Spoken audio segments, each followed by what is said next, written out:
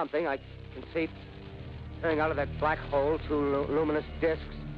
The eyes, it might be a face, might be almost but heavens, something wriggling out of the shadow like a gray snake. Now it's another one, and another one, and another one. They look like tentacles to me. Oh, yeah, I can see the thing's body now. It's large as a bear. It glistens like wet leather, but that face, ladies and gentlemen, it's indescribable. I can hardly force myself to keep looking at it. It's so awful. The eyes are black, and they gleam like a serpent. The mouth is a kind of V-shape with saliva dripping from its rimless lips and seem to quiver and pulsate.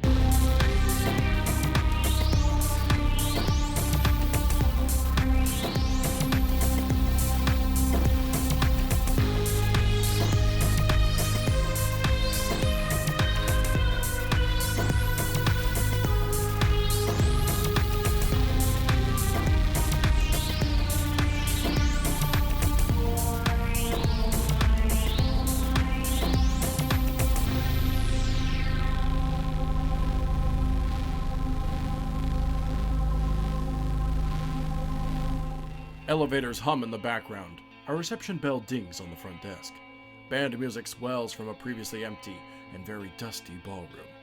It seems that Springwood Lodge is coming to life. Do you have a reservation? So I'm looking through this keyhole here. Do you need me to roll to see if I can get any additional detail? Or what am I seeing? I think this is probably about all you can see. The keyhole is a very, tight angle.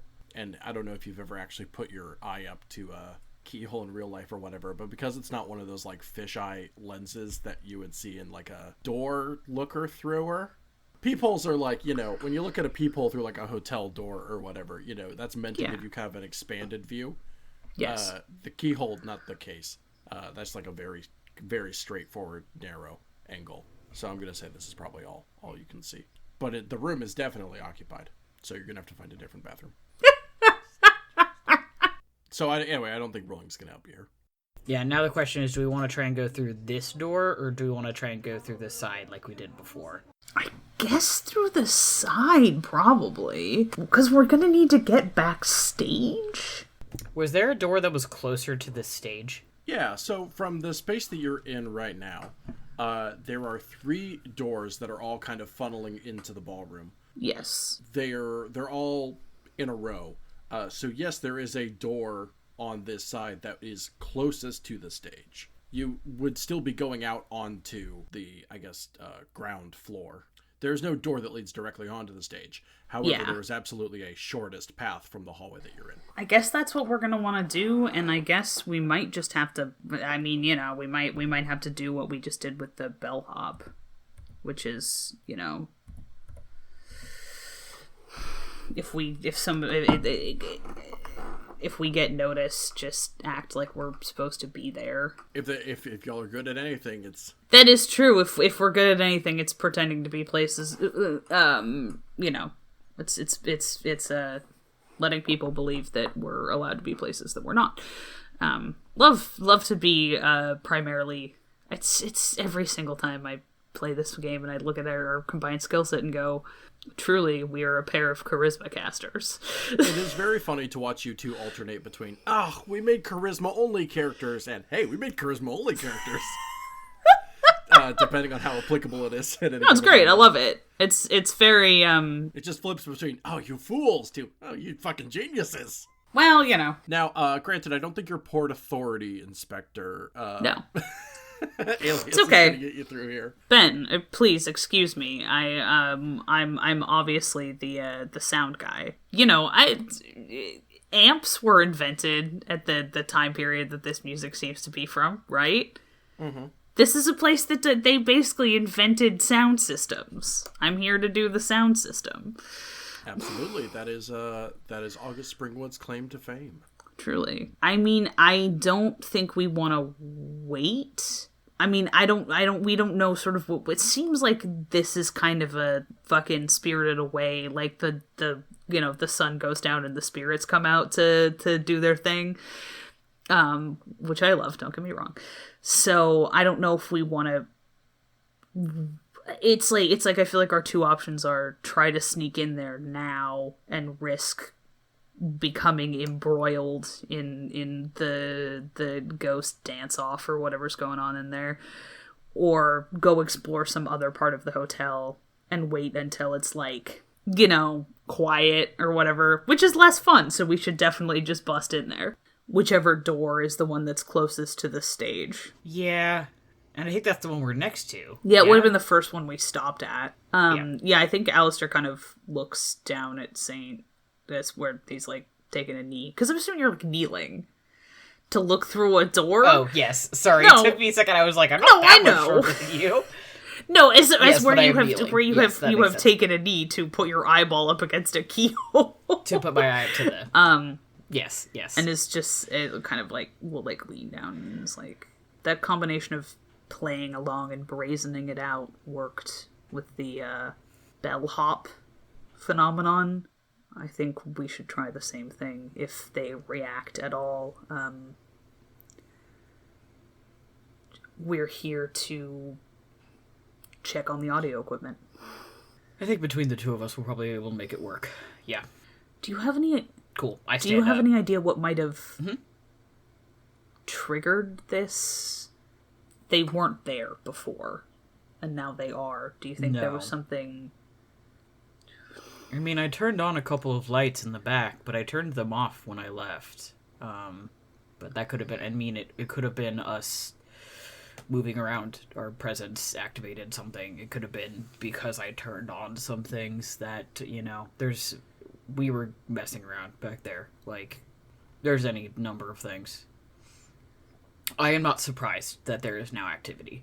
Once again, Alistair looks like he has about, like, 2, single-space notebook pages worth of questions that he'd like to be asking that he's not asking because they have a job to do. Cool. So I'm going to stand up and I'm just going to open the door and walk in. In we go. Whoa! I didn't even think about it. It just came out of my mouth. You put your hand on what is a solidly cold metal doorknob. Saint, you're the one touching the doorknob, right? And you give it a slight turn, and you can feel the aged metal like creak underneath your hand as you push open the door. You attempt to do so with confidence, confidence that has gotten you into many places already over the course of this campaign that you should not have been in. And as you push the door open wide into the rest of this large ballroom, you are greeted with a very chilly gale of air, an overall just atmospheric emptiness, and a very empty and very dusty ballroom. The spirits? What spirits? Oh, you son of a bitch. Alright. I'm absolutely going to take a brief pause and wait and see if anything changes. And presuming nothing does.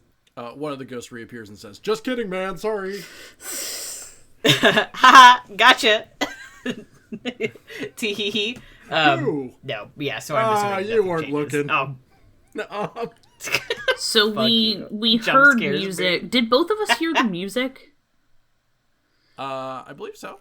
Yeah, so we heard music, we heard activity in there. Saint saw movement, and then we opened the door, and there is nothing. Everything is, ooh, interesting. Alistair, like, looks at Saint for an explanation here. Is like, kind of a half shrug gesture. Like, I mean, hard to say. You've undoubtedly seen ghosts in media. It's not all wrong. Sometimes they just come and go. We're living beings moving in a really, really haunted place. And it's hard to say how much they want us here. I'm guessing minimally. So I'm not going to make any assumptions about what's going on until we get more information. does each individual haunting operate more or less according to its own rules? Mm-hmm. Yes. I think that Saint, like, we're being so matter-of-fact about that. I think there's this... Alistair, like, blinks at him for a second. Yeah, I think he just sort of blinks at Saint and, like, takes that in, and then just sort of is like, we'll start walking towards the stage. Okay. I'm sure this is coming across to you, but I will be clear that Saint is not really concerned about anything. Yeah, that's, I mean, Saint's, the fact that Saint seems at ease is, Alistair's like, all right then, like, I'm very much relying on you to tell me when I need to be worried about something. When we're in trouble, yeah. Which, unfortunately, maybe I won't realize that till it's too late. Yeah, well, you know. But we'll see. But that's... No, I think I'm just going to say this. The fact that Saint's like, yeah, every single haunting is effectively its own unique beast, and he is still an expert on them. Alice was like, oh. Like, I know a decent amount about a lot of things. You know a lot about a lot of different things because being an exorcist, that kind of changes his concept. He's having to adjust his concept of, like, just how wide a net that means that Saint's expertise covers. Like being a marine biologist. Yeah. Yeah, let's go. We are assuming this key goes to that maintenance store. Yeah. Okay. Yes. Let's go try that out then. Yeah. With nothing impeding you except for the curtain on top of the stage, you hop back up onto the stage and go back behind the scenes. Everything is exactly as you left it, weird machine and props and all. You walk up to the maintenance door and insert the key. The door is heavy, much heavier than the previous door that you just opened. It is made of a solid metal, although we have noted the fact that there is a hole in the bottom right-hand corner through which these cables are being fed. You follow those cables forward a little bit into a very short hallway before taking a sharp right turn into a space that is a lot larger than you anticipated. You can feel, perhaps due to the temperature, perhaps due to some sense that we haven't fully quantified, but you can feel the depth of this room, the space in which it occupies, just through the way that the cold air flows through the center column of Springwood Lodge. Small, faint, caged light bulbs hang from the side of the room and barely illuminate the catwalk that you are on, and the massive pit below. Okay. Pit, you say? Shrimp-interesting. Pardon me? Anyway, so... You are not able to see very far based on where you're standing and due to the dull illumination of those caged light bulbs. So... You know the ones I'm talking about, like you might see in a mine. Yeah. We have flashlights, though. We do have flashlights. Yeah. Yeah. So how long is this catwalk? Good question. Like, can we see the other end of it? Is there anything on the other end of it? If we can see it, like... Sure. It maybe goes 20 feet farther than where you are. Oh, okay. I was like, are we talking the fucking library from Castlevania, or are we talking, like, smaller scale than that? No, probably about 20 feet farther from where you are, and it's maybe itself like 5 feet wide. Okay. Which is pretty substantially wide. That's a pretty big... Okay, the other question is, in terms of the internal geography of the building, is there, like, this space... Do you know what I'm talking about? Like, if I can sort of conceptualize, like, where the walls are and stuff... Does it seem like maybe this is, like, underground? Like, low? Is this, like, room, like, lower down? Or is this, like, just... Does that make sense? Does this fit into the floor plan? This fits into the floor plan. There's nothing unusual about the geometry of this room. That's for sure. Well, we have not suddenly entered Hotel of Leaves. Yeah, I don't know about that, but Anyway, there's nothing I won't weird about discount this room. that. Okay, sure, great, love it. But you are in the rough center of Springwood Lodge. Okay. Is there any way to tell how deep this pit is? Or is it deep enough that it's too dark to see the bottom? Not with the lights that are on right now. Okay, we should do a quick... Ooh, I don't know if I want to catch the attention of anything at the bottom, though, is the other half of that thought. If we're very quiet, do we hear anything happening down there? Yes, you do. Oh, lovely. The hum of electricity. Oh, okay. How loud / deep of a hum? Like, can we tell how big the generating machine is? It's called a generator, Gomes. But I was trying to indicate separately, like, because there are things that can create electricity that are not necessarily generators. Yeah. I just said that poorly. It sounds pretty substantial. It's a very deep hum. But there's no sounds of, like, living beings. People moving around, spirits, even. It's just the machine. Just the machine. Does it seem like there's anywhere down from here? Is there, like, any staircase or ladders or anything leading off of this catwalk? It does. You, if you turn on your flashlight... Yeah, I have to know what's down there. I guess I will keeping it at, like, I'm not shining it down. Down. I'm just gonna kind of try to keep it no more than about 10 feet below the level of the catwalk. Sure, reasonable. You kind of dimly shine your light forward at an angle that is not necessarily going to attract you any attention. And you do see very large rebar is not literally what it's made of, but a very large crisscrossed metal grate that seems to take up the entirety of where you would expect the floor to be beneath the catwalk. Shining your light over to the right of the room, further down this catwalk, you see a ladder that leads down, but it leads down to what appears to be a locked door as part of that grid. Oh. So that grid is not, I mean, obviously not the bottom, but it is covering whatever is making that hum. Absolutely. And presumably that hum is what is powering that machine. And probably a lot of other machines. I could say that in character, I guess. Whatever that grate is clearly covering up that machine and whatever else that machine is powering. But that's got to be the source of what we found backstage. So if we want to turn it off, we got to go down there. I don't really like the idea of that. If you shine your flashlight even slightly lower, Yeah. you can see the dirt walls of an area that has been carved out of the bottom of Springwood Lodge's foundation, just beneath the grate. That doesn't seem safe, does it?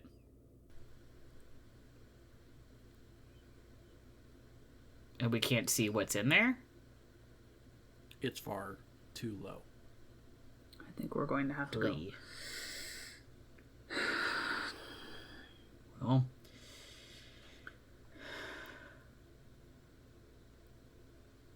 what do you say? I think the lower we go here, the more likely we are to run into living complications. Agreed. But I also think whatever's down there is... Answers. Results. Precisely. Okay. Yeah, let's head at least down to that layer of grating. Okay. Sure. There is maybe a 5-foot drop between the catwalk and that layer of grating. Okay. Do we just have to, like, hop down? That's so weird. That doesn't seem safe. This is so... I know, I'll say that in character. I think, like, looking at this, Alistair's just sort of like, This doesn't seem to have been designed all as one piece. No way. This part came later. No.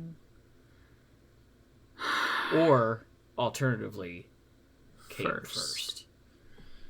And the lodge was built around it. How old would you like me to roll? Whatever you think is appropriate, my friend. Investigate. Lore? Yeah, lore would work. Yeah, I think I'd like to roll lore in terms of, like, design specifications, design materials, different periodization, that sort of a thing. Okay, that's 2, let's see. That's 2 positives, 1 neutral, 1 negative, which gets me a +1, which gets me, lore is my best stat, which gets me a 5. Holy shit. Wow. What was it? I do 5. I do occasionally roll something other than comprehensive dog shit on this show. Part of the reason I suggested lore is I was like, You're like, hey, I need to. We need to fucking. We need to backstop Ezra's character specific abysmal luck. I feel like I constantly have to defend this. I roll like perfectly averagely in every single other situation, and then Alistair's just like a fucking like rancid rabbit's foot. He has to have his character growth still. Yeah, there we go.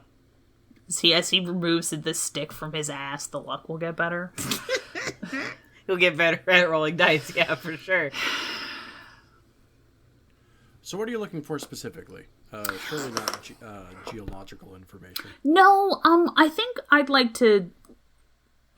I think I want to try to get an idea, one, of how old how old do these light fixtures seem? How old does this catwalk, you know, is it riveted or welded? That's a good indicator of periodization.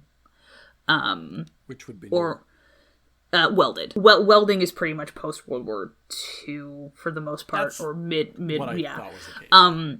But yeah, like I can't remember what kind of welding came first. And the other thing I want to know is like, what, you know, is it stainless steel? Is another, you know, that kind of a thing. And then I want to see if we do hop down there, which one seems older, the catwalk or the grating in the door, or do they seem like they're the same age? That's a totally valid answer, but I want to see if there's a difference between them. Looking around this area, you pick up on a number of clues right away. Good job, Scooby. One, these appear to be store-bought work lights. Okay. Again, the kind of grated or caged light bulb that you would see like on construction sites or whatnot. There is a brand name that you recognize. I'm not going to make up one. Sure. But indicates that they are perhaps relatively modern, or maybe they have been replaced. Okay. That you can see on the side of the casing. You do notice that nothing here looks particularly nice. This is a very industrial area. Nothing is shiny by any measure. Certainly not here, kind of choked in the in the dust in the center of this this weird column. Some of the original walls still seem to be there. Certainly, as you look up, you can see the concrete walls that are perhaps holding up the central column of Springwood Lodge. However, as you look down, that concrete and wood is replaced with just rock and dirt as you slip further down past the foundation lower. Whatever sort of excavation happened here, it is not with the same sturdiness that the rest of the building is built with. You can infer this was not intentional. This is not in the original blueprints at all. Looking at the catwalk and the grid below, you see plenty of welding marks. This is absolutely a more recent addition to this area. Okay, so the hole was there first. Just to make sure I didn't get that in the wrong direction in my head. The empty spaces in the grid are very tight. You could picture them like a street grate. Okay. Like on a busy city street. This is not like a rebar cage or a fence. No, it's like something you stand on. It's something you stand on. It is a solid surface. Still might be there to keep something in, though. That's completely true. Is there any evidence that some means of access was removed? Like at some point there used to be a ladder or a staircase or any method of getting down to the bottom. It has been taken away. I'm so glad you asked. I love it. Because there is one part of the grid specifically, if you have already hopped over the fence and are walking around. I think I'm gonna have to at this point. Yeah, I think I will. I'll slither down there and start poking around. There is one part of the grid that once you've hopped over, you notice pretty starkly. That seems to have been plated over with massive metal plates. And shining your flashlight upwards, you can see the mechanisms for a small elevator. Okay. Dangling chains and cable and pulley work hang directly above this plated spot. But there used to be something that went down, and up and down through this grate, and it has been intentionally removed. So just the door then. Which is plated. And there's the no way. hole? The hole is plated shut. Oh, okay. I thought you said there was a hole. Sorry. I was not tracking what you were saying earlier. I thought you said there was a hole in the wall. No, sorry. The hole in the grid where the elevator would be going through has been plated over. Okay. And if I go... there's no... Sorry, Z. I was going to say, and if I go over and just, like, get a look at the door... Does it have any... Sorry. Did I completely fuck this up? Is there not a door? No, there's no door. Where did I get a door? I also thought there was a there door, was a but I think the door. way that it was described, we're talking about this plating. Yeah, I'm talking Oh! Yeah, there's no elevator. Fucking- There's no door. Dude, There's just a place where there was a hole in the ground, and it's been plated over. And by the ground, I mean the grid. I really, really seriously thought there was, like, a door in the wall. That's on me. No worries. No, it's okay. Okay, so that's interesting. So if we want to go down into the hole, Yeah. we'd have to drop, Yeah. which does not seem like a good idea. Well, And I don't have like rope or anything. I don't have. No. This is not a D&D This is not a party. I don't D&D have party. anything All your for us. adventurers get. Yeah. Ugh. Yeah, I don't have anything to drop us down. I think Alistair is like kind of looking speculatively up at like the remaining like pulley mechanisms and stuff, and then looking down. And Is there any way to tell how recently that was removed? Oh yeah, that's a good point. No, not really. Okay. Fair enough. And I I think will say the plating. The plating looks a little haphazard. Okay. So, Interesting. We might be able to last remove it minute, somehow. frantic. Yeah. Not professionally Something done. changed quickly. Yeah. Presumably. I think Alice kind of like looks up at the remaining like elevator works and stuff speculatively, and then looks over at Saint and is like, I want to be clear. I did not go down with you. I'm on the okay, catwalk. looks up at Saint then, and Yeah. it's just like, Fair.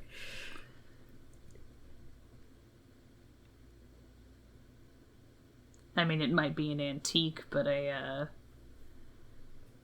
lodge like this might have mountaineering gear stashed away somewhere. Fair point.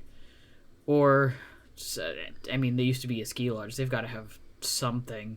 Emergency gear. Yeah.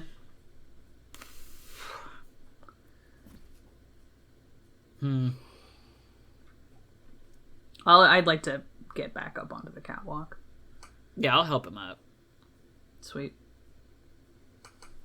Wait, before you come up, Sure. if you are down there, can you... So this is a sewer grate, i.e., it's a solid, but you can still look down through. That is true. yeah. Yes. What do you see when you point your flashlight down? Does that get you any additional? You don't have to. I think Alistair looks up at Saint and kind of with his flashlight in hand, and looks down to indicate, I'm gonna shine this thing. You might want to get ready to book it, I guess, in case we have to. Did you? All right, no problem, man. Yeah, there you go. I do not say that out loud. No. Let me be clear about that much of an asshole. In that case, I will take a knee on the grating and take a chance. I'm gonna shine my flashlight down there, see what I can see. You don't see a lot. Dust, dirt, those ragged walls, the occasional dust bunny flying past the brightness of your flashlight, and a lot of darkness, and cables descending into it. How far down does the light go? Maybe about 15 feet. I mean, this would be a pretty powerful flashlight, but that's fair. It's hard to get a straightforward beam with the grating. Okay. So just cables going down into nothingness. As far That's as quite I a can pit. tell. We don't have anything that we could drop to try and... we don't have any, glow sticks or anything. But if we find an emergency kit, we might find something that has that. Yeah. So... That's I'll help you back up. Okay, that's the kind of thing that I don't know. I'm not really a tack gear kind of a guy. No, neither of us are rescue guys. No. Let's see if we can find some kind of gear. The only door here is the one we came in through. There is another door to what would be the south of the room that you only notice because you are now turned that way. Okay. And we came in through the north? You came in through the east of the room, from the ballroom. Okay. Is the door on the same level as the grating or lower down? Can I just see it? It is lower down. It's lower by about 3 feet. Oh. Is there... Sorry, pardon me. It's under the grating? No, it's above the grating below the catwalk. Ah, okay. So there is a door in the wall. Yes, but not where you thought it was. Sorry. Okay. Sorry. Okay. Sorry. No, that's completely fair. Okay. In that That's case, good to know. I'm gonna kind of gesture for Saint to come that direction. If he wants to stay Okay. on the catwalk, that's fine. But I'm gonna go No, check I'll out... drop. Yeah. Let's go check out this door. Catch me! Alistair, it's perhaps as you're intercepting Saint on his way down to the grid that you feel a buzz in your right pocket. We can signal here? Okay. Saint, you're on the grid level. Okay, nice. I will check my phone. Cool. You see a single notification that is just labeled gray. Oh, great. Oh, somebody's in trouble. Yeah, probably. Cool. Okay. What's it say, Ben? Well, I'm sorry. Actually, I'm asking you. Yeah. How is Agent Gray labeled in your phone? Oh. Alistair's deeply, deeply square. It just says gray. Then you only see 2 words. The contact is listed as gray. The entirety of the text says, call. Oh, fuck. Counterpoint. We have signal here? Apparently. Or my phone does, Fascinating. anyway. Yeah, that's true. I probably don't. Sorry, Saint's mom. Hi. Yeah. Saint's mom also texts him and just says call. And he's like, oops. Okay, so I think Alistair pulls this out and sees this and does kind of freeze for a second. Mm-hmm. And is definitely has that I can't do that right. Oh shit. Can I ask a department procedural question? Sure. how much shit does this indicate that I am in right now? Oh, that's such a good question. I've set up a one-on-one for us to discuss this later. All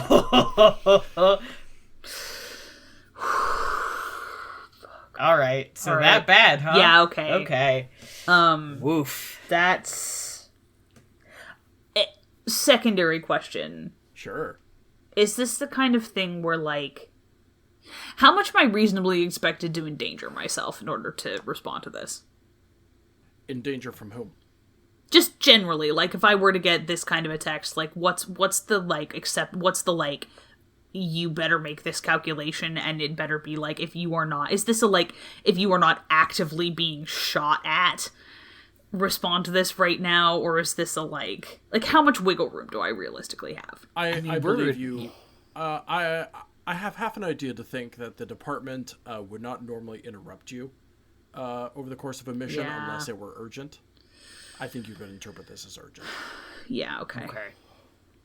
I will also remind you that you do not directly call your employer. No, I don't. Yeah, they tend to call you in the car. They do. Yeah, that's... Okay. Why aren't they calling me? Also, alternatively, like, are you going to make this call with me here? I don't know. That's the thing. That's why Alistair fucking freezes and has to do, like... There's, like, fucking, like... You know, he's just sitting there doing, like, long division. Also, we should not... If you're going to make this call, it should not be Yeah, one, here. It should not be here. Two, I kind of need it to not be with Sync there. Three... We gotta get you out of this building. I don't have a safe space to make this kind of... Yeah, it's like, oh, fuck. This could be literally anything. Car. Yeah. I don't know that I have that option. I think, or at least out of the building. I may just have to hole up somewhere. But we can get you in a room, maybe? Yeah, I think that's probably going to be my best bet. Anyway, okay. I think... okay. Nope. Character development I don't know any moment. Of this, obviously. No, I know. Okay, we're having a character development moment here. I think Alistair pulls out his phone, looks at this, looks at the door, kind of looks at Saint really quickly, puts the phone back in his pocket, and goes to check the door out. You walk up to this door, and the first thing you notice is the weld lines between the door and the door frame. Okay. Balls. Not this one, then. No. And even if those weren't there, it looks like this door has not been opened in a very long time. Interesting. Okay. Back up, then. Yeah. You leave the maintenance room. Yeah, we leave the maintenance room, and... I think, Alistair, we leave the maintenance room, and did you show me the dressing room? I think I at least told you about it, but... Yeah. I think he'll kind of, we leave the maintenance room, and I think we should lock the door behind us. Into the dressing room? No, I think he, stops after they exit. Lock the maintenance room. room. I think he stops after they exit the maintenance room, locks the door, and then just looks at Saint and says, you said there was a dressing room on the other side. Yeah. Yeah, it's, I locked it, though. With a key? Right? No, I locked it from the inside. You turned the lights off as you left. I'm pretty sure I locked it. Oh, that's right, you did lock it. I turned the inside, and then closed up. Yeah, but I locked it. Okay. Is he gonna... Is he the kind of guy who instinctively is like, we have to have a rendezvous point? Because that feels like the kind of thing where, procedurally, if you're working with another agent, you would never do something like this without a rendezvous point. And does he sort of instinctively treat Saint just a little bit like another agent? I think that's reasonable. That seems more like a procedure and less to do with me, which I think seems reasonable. Okay. Where does it make sense for them to rendezvous? Because I feel like we might want to look for, some kind of, equipment that would let us get down there and that's going to be like a storage room. We could meet in the the like safest place we've seen, aka the one place we haven't seen anything, is like the kitchen, and there's a door there. So if you need to go outside, or if we need to go outside, there's a door to the outside there. Thinking of like safe internal building point, that's the first place I think of. Unless you want to say let's meet at the car. No, I don't think we want to go back to the car. I mean, maybe we do. Maybe that's scary. Or alternatively, unless you want to have your call in the kitchen. I don't. Well, Saint's hanging out with all the ghosts. Yeah. Yeah. What Alistair wants to do is go back to the car. Like, he wants to go have this call in that environment. So the question is, okay, so where does it make sense for them to meet then? Either the kitchen or where we came in. Like, those are both places that are, like, fairly easy for you to get to if you're going outside. We haven't seen anything there. I feel like we might want to go back to where we came in, because there is evidence that somebody's using the kitchen. I thought that we had talked about that. Did it seem, Ben, am I wrong? That's all. Okay, it's just that it's clean in a way that the rest of the other place is nasty. Okay, so how does this... That's not fair. It hasn't been used in a while. As soon as when Saint says okay, so when Saint says, like, you know, that he locked the door behind him, Alistair kind of gets very, like, blank, you know, in the way that you've maybe seen him do before, but not quite as much lately. And he just says, I have to make a call. What did we call the room that we came into? Oh, I think we called it the lounge. Lounge. Okay. The dusty armchairs and the chessboards. Yeah, the lounge. Okay. The lounge. Yeah, so he gets very straight and just says, I have to make a call.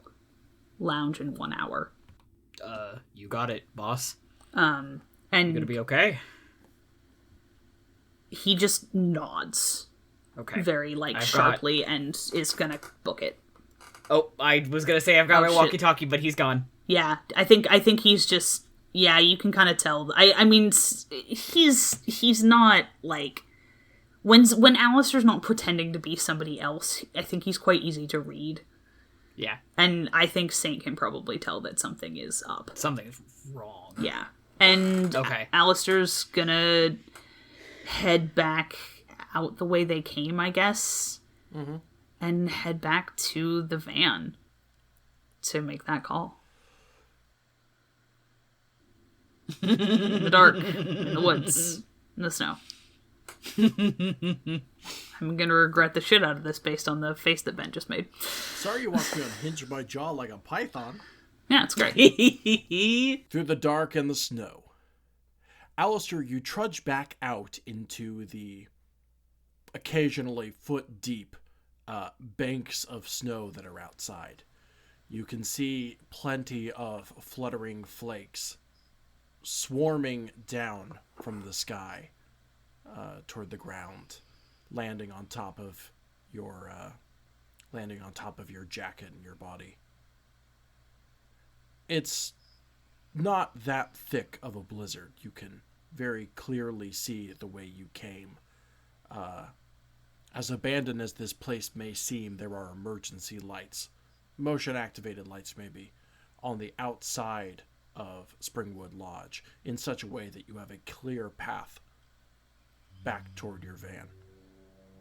One clear path forward, but a sea of darkness all around you. This place has felt desolate before, but doubly so now that it's dark. You do eventually make it to the driver's seat of your van, stashed behind the sign for Springwood Lodge. You put your hand on the driver's seat door of your van. A very thin layer of ice has begun to drip over the handle. You open it up I presume, put the key in the ignition, and are greeted with a blast of warmth. I imagine you activate your terminal. Yep. There is no video. After the department logo loads, you are greeted with truly a gray avatar. But one thing is absolutely clear is you can hear the voice of your employer, Agent Gray, who asks in a very clear and crisp voice, "Is the exorcist with you?" Fuck! Someone's in trouble. Someone's in fucking trouble. Someone's in big trouble. Technically, no. However, That's how you get him. No, he's not with me. I'm in the car. I don't know where he is. That's also true. oh, then that's good. What you've just been listening to was ParaScience, a glimpse into a world unknown. It was an actual play horror adventure told to you through the Fate system. Our players are Ezra Kaye as Agent Alister McAndrews and Matty Trumbo-Gomes as capable young man St. Garcia Flores. As for myself, I was your game master and disembodied voice, Ben Hamlin. I also produced this show. Our theme song is by the incorporeal Johnny Rinaldo, and our logo was created by the haunted visage of Terra Bosart. We are currently in the process of remastering and transcribing earlier episodes of the show, and for that I would like to thank Glory Duda, Marcel Hood, and Julie Cooper, as they write down our every word and weave an intricate web of audio for you. You can stay tuned to our social media channels for more information on these developments. This show is brought to you by Infinity Break, where we're telling stories our own way. You can follow us on social media at InfinityBreak23 and check out our website for all of our other podcasts at InfinityBreak.net. We appreciate you listening to this program. If you want to help spread the word, there are a good many ways to do that. Word of mouth helps us immensely, and you can add us at ParaSciencePod on Twitter. And while you're at it, why not tag InfinityBreak23? We have a Patreon at patreon.com/InfinityBreak, where you can start donating to Infinity Break for as little as $1 a month. And if you listen to Apple Podcasts, don't forget to leave a review. Lastly, I would encourage you to join the haunted chorus of voices at the Infinity Break fan Discord. That's bit.ly/InfinityTalk, capital I Infinity, capital T Talk. That's all for now. Let ParaScience never let you sleep. Like a knocking sound from the attic, or a drop of blood from the ceiling. Be careful where you step this chapter.